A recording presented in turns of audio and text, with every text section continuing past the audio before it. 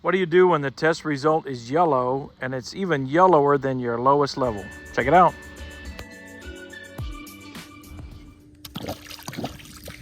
Okay, first thing we do is get a good water sample, just like before. Fill it to the line on top of the test tube. Now we're going to add the same reagent, R004, and put 5 of those in.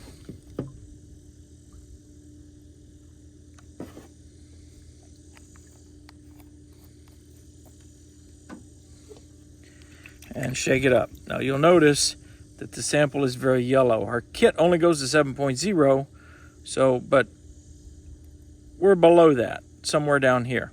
So how do we find out? We're going to add R006 out of the Taylor test kit.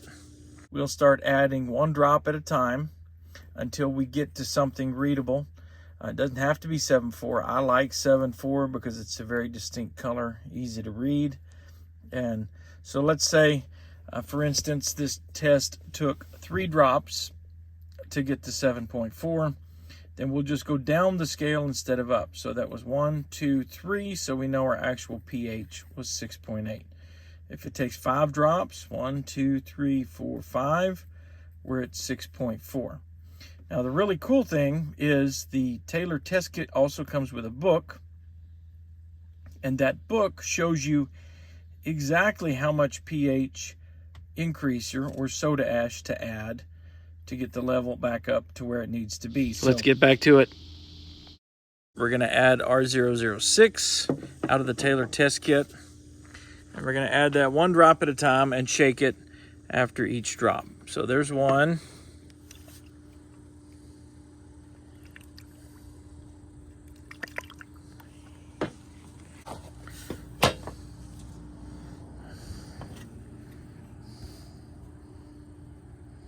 Four, 5, 6, 7. We're expecting this one to be pretty high. 8, 9, 10, 11.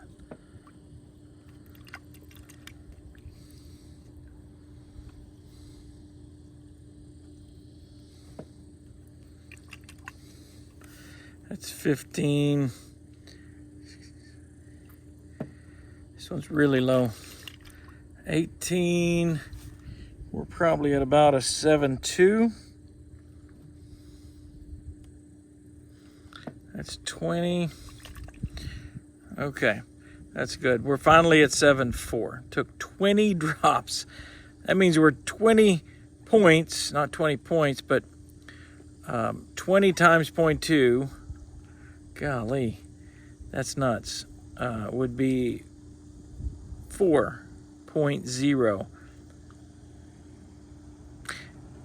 No.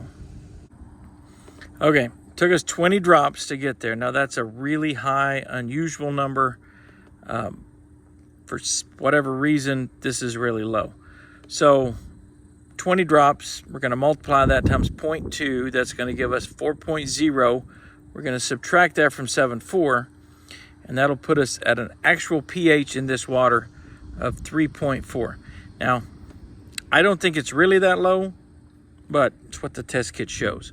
So what we're going to do is we're going to add some pH plus to the water and see if we can bring that up. Now I'm going to do it in the test kit just to show you that we're doing the right thing. So let's go 1, 2, 3, 4, 5.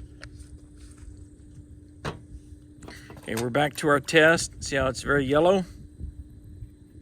Now, I've got some pH plus or soda ash.